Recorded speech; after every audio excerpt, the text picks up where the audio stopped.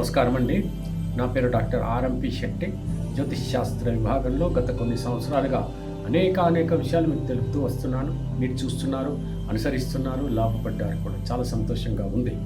ఇప్పుడు నేను చెప్పేటువంటి విషయం ఏమిటంటే, మరి మకర రాశి వారికి ఫిబ్రవరి మాసం 2025 సంవత్సరంలో మాస ఫలితం ఎలా ఉంటుందో వివరిస్తున్నాను. జాగ్రత్తగా వినండి. ఈ వివరణకి ముందు ఒక్క వినపం. అదేమిటంటే, ఈ యొక్క ఛానల్ ఆస్ట్రో శెట్టి జెమ్ అనేటువంటి ఛానల్ని నేను ఈ మధ్య కాలంలోనే ప్రారంభించాను. ఇది ఈ మధ్యనే ప్రారంభించాను కాబట్టి మీరు కనుక ఇది చూసిన తర్వాత నచ్చితే సబ్స్క్రైబ్ చేసి నేను మున్ముందు చేయబోయేటువంటి వీడియోలన్నింటినీ కూడా మీరు చూసి లాభపడచ్చు. అయితే దానివల్ల ఏం జరుగుతుందంటే, ఈ యొక్క ఛానల్ సస్టైన్ అవుతుంది, నాకు ఉత్సాహం అనేటువంటిది ఇనుమడిస్తుంది, ఇంకా అనేక విషయాలు మీకు తెలిపేటువంటి అవకాశం కూడా లభిస్తుంది.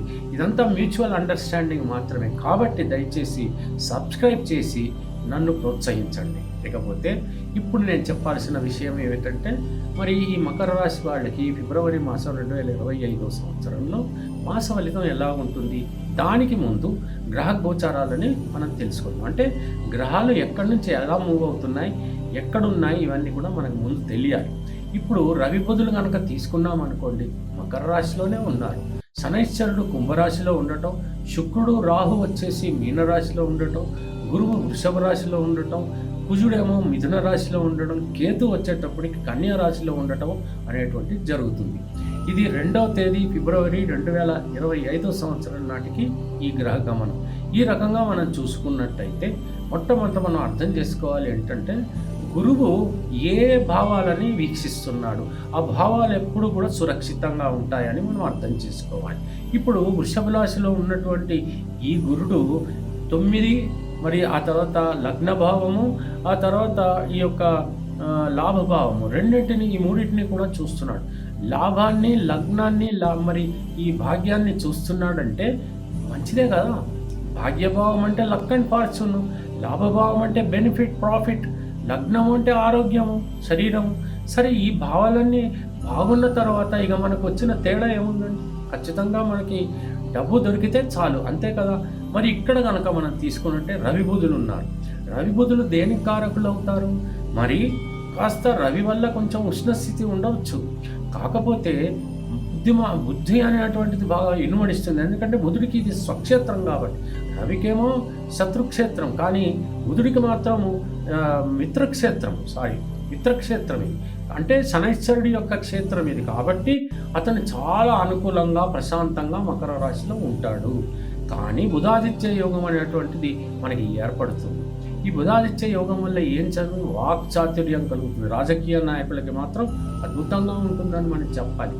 మరి ఎట్టి పరిస్థితుల్లోనూ రాజరికం బాగానే ఉంటుంది, కానీ కోపం, ఆగ్రహం కనుక మీరు ప్రకటించినట్టయితే అపనిందల పాలయ్యేటువంటి అవకాశాలు కూడా ఉంటాయి. అప్పుడు ఎంత వాక్చాతుర్యం ఉంటే ఏం లాభం చెప్పండి.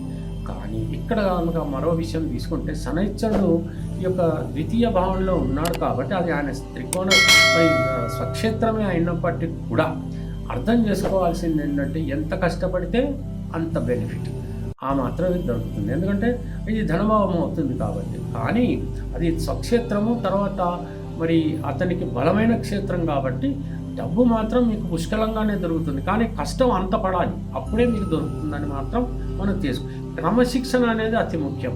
ధర్మరీతి అనేది అత్యంత ముఖ్యమైనటువంటి విషయం మీరు అర్థం చేసుకో. ఏమాత్రం ఆ ధర్మరీతిని సంపాదించుకుందామంటే మాత్రం మీ యొక్క పని గోవిందా అని మాత్రం మీరు అర్థం చేసుకోవాలి.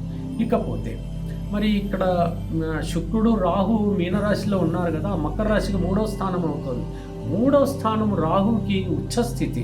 అంటే శుక్రుడు చాలా ఉచ్చస్థితిలో ఉంటాడు. రాహు తోడైనప్పుడు ఏమవుతుంది, లగ్జరీ సైడ్ ఎక్కువగా మైండ్ అనేటువంటిది ఏర్పడుతుంది.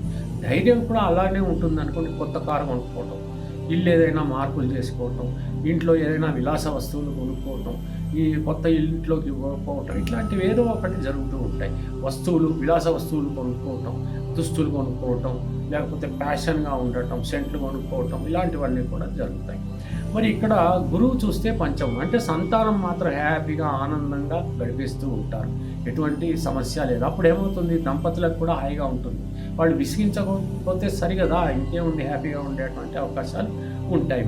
మరి కుజుడు మాత్రం ఇక్కడ షష్టమంలో ఉన్నాడు, 6వ స్థానంలో ఉన్నాడు. కాబట్టి కాస్త ఈ కుజుడి వల్ల ఏదైనా చిన్న చిన్న ఇన్ఫెక్షన్స్ వచ్చే అటువంటి అవకాశాలు ఉంటాయి. కానీ శత్రుజయం అంటారు, అంటే ఏంటంటే మీ మీద ఎవరైనా పోటీకి వస్తే మాత్రం గెలిచేటువంటి పరిస్థితి మీకే ఉంటుందని చెప్పచ్చు. ఈ రకంగా మనం ఓవరాల్గా తీసుకున్నట్టయితే మరి ఈ యొక్క ఫిబ్రవరి మాసం మాత్రం మకర రాశి వారికి బాగానే ఉంది అని చెప్పవచ్చు అన్నమాట. ఎట్టి పరిస్థితుల్లోనూ ఒక్క విషయం మాత్రం గుర్తుపెట్టాలనుకుంటే ప్రొఫెషనల్ రంగంలో బాగుంది, విదేశాలకు వెళ్ళాలనుకుంటే అవకాశాలు ఉన్నాయి, వివాహాలు కానటువంటి వాళ్ళకి వివాహాలు అయ్యేటువంటి పరిస్థితులు ఉన్నాయి. ఏది చూసినప్పటికీ కూడా బాగానే ఉంది. ధర్మబుద్ధిన మాత్రమే ప్రవర్తిస్తే బాగుంది, లేకపోతే బాగోలేదు. అలా జరుగుతుందన్నమాట వీళ్ళకి. అయితే చేయాల్సింది ఏమిటి? మీరు తూచా తప్పకుండా పరమశివుణ్ణి పూజించండి, హనుమాన్ చాలీసా చదవండి. అప్పుడు మీకు యోగం భోగం అన్నీ కూడా కలిగేటువంటి అవకాశాలు ఏర్పడతాయి.